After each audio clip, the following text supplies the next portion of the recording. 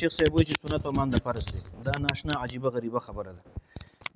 دې دپاره چې کوم احادیث ذکر کوئ دغه په تاسو باندې بیا رامعاد کېږي. په ډېرو ځایونو کې سنت دي، تاسو باندې زما لازم دی د صحابه کرامو چې کوم سنت دی هغه علیکم بسنتي او سنت د خلفای راشدینو. دغه ځای کې خو بیا د سنت نه په فرض نه سنت په معنا باندې اخلي او بیا ورته بدعت عمري وایي، نو خو عجیبه خبره ده. باقي دویمه خبره دی وکړله چې تاسو د جنازې ثبوت وښیوئ. زه چې تاسو ته شروع کوم خو د هغه نه مخکې لاولن یو څو خبرې تاسو کړي دي. دا د دې سورت فاتحې باره کې ما سره جامع ترمذي دی او دا جلد نمبر 1 دی.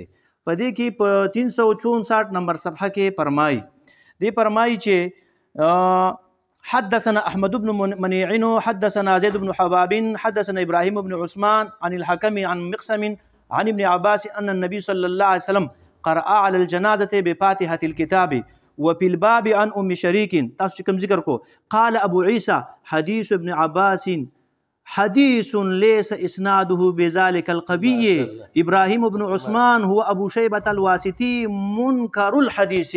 هغه ته خو منکر الحدیث ویلې. او بیا وی وقال بعض اهل العلم لا يقرأ في الصلاة على الجنازة انما هو الثناء على الله والصلاة على نبيه. په دې کې زمونږ د جنازې طریقه هم درته ښیم. ګوره یاد ساته، موږ لاول څه کوو؟ الله اکبر نیتو کو پړله کې او بیا الله اکبر وایو. دې فرمایي لا يقرأ في الصلاة على الجنازة انما هو الثناء على الله. تکبیر نه وروسته تکبیرات ثابتوم، موږ ثنا وایو، والصلاة على نبيه بیا درود شریف وایو، والدعاء للمیت. او تاسو ما ته وایي دا درود شریف چې اللهم صل کوم وایي د نبي کریم علیه السلام داسې په دې الفاظ ثابت دی. دلته کې په ثنا کې ما سره نه مني، هلته ویلي چې ګوره ثنا به ویله هو ثناء علی الله. نو په ثنا کې چې سبحانک اللهم زه وایم نو هغه خو وایي چې نه غلطه کار کوي. نو ته ما ته وایي چې رسول کریم علیه السلام دعا کړې ده، نو اللهم صل علی محمد دا کوم درود ابراهیمي دی دا به ته ما ته په یو نس کې ثابت کړي په دې ځای کې. والدعاء للمیت وهو قول الثوري وهو قول الثوري وغيره من اهل الكوفه. دا ترمذی شریف دی، دا ما سره بخاری شریف دی. تاسو سورہ فاتحه باره کې خبره وکړله.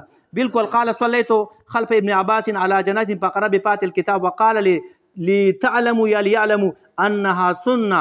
په دې ځکه لاندې محشي ذکر کړي ونقلان ابي هريره و ابن عمر ليس فيها قراءه وقول مالك. دا چې بټول خبره بم د سنه کې لګ به مخکې ورسته زی ما سره تاسو وایي چې موږ څلور تکبیره کوو. دا د صلات المؤمن په دې کې فرمایي په 1249 صفحه کې ان النبي صلی الله علیه وسلم صلى على النجاشي فكبر عليه 4. په دې کې باقاعده څلور دل راغلي دي چې څلور دغه کړي تکبیره کړي دي. دا زما سره مواهب الرحمن دی، مواهب الرحمن جلد نمبر 1 ويكبر 4 ولا يرفع يدا في الظاهر عندنا ولا نوجب الفاتحة ويسن ثناء بعد الأولى والصلاة على النبي صلى الله عليه وسلم بعد الثانية والدعاء بعد الثالثة ويسلم سنتين بعد الرابعة بلا دعاء في ظاهر الرواية. دا ما سره معتاد امام مالک صاحب ده. معتاد امام مالک څه فرمایي؟ دې فرمایي ته وایي چې تاسو جنازه ماته د احنافو ثابت کا، زه خو تسلوس لوکېږم، زه تورې تاسو له کرښې ته راولم. دا د ګوره جي دا معتاد امام مالک د جلد نمبر دغه یو جلد کې ده. دې کې فرمایي وی ما يقول المصلي على الجنازة عن سعيد بن أبي سعيد المقبري عن أبيه أنه سأل أبا هريرة كيف تصلي على الجنازة فقال أبو هريرة أنا لأمر الله أخبرك أتبعها من أهلها فإذا وزعت كبرت وحمدت الله وصليت على نبيه. ګوري چې په دې کې الفاظ ته ګوري چې کله جناب فإذا وزعت جنازه کې خوستل شي محشي لاندې لیکلي نو کبرت الله اکبر ویم، الله اکبر وحمدت الله حمد ویم، حمد هو ثناء باللسان ته ویلي سبحانك اللهم وغيره. د دې سره تخصیص نه کو نور ویل شي وصليت على نبيه ثم اقول اللهم به دعا ذکر کړی ده. دا موطئ امام مالک ده. دا ادله الحنفیه په دې کې ذکر کړی دي. باب يكبر عليه 4 تكبيرات.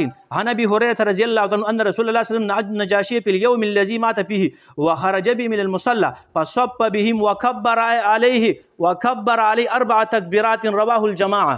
دا ما سر التنبيه على حديث الهدايه والخلاصه په دې کې فرمایي صفحه نمبر 213 نمبر وفي حديث فضالة ابن عبيد اذا صلى احدكم فليبدأ بتحميد ربه والثناء عليه ثم يصلي على النبي صلى الله عليه وسلم ثم يدعو بما شاء. صححه الترمذي والحاكم وابن حبان. ګوره جی په دې کې صفا خبر رااله اذا صلى احدكم نو شروع دې کوي التکبیرونه مخکې روایتونه ثابت دي تحمید رب دی وي ثنا دی وي ثم يصلي على النبي صلى الله عليه وسلم ثم يدعو بما شاء. او به صدا ملي چې صححه الترمذي امام ترمذی تصحیح کړي، حاکم کړي، ابن حبان کړي. زمنګ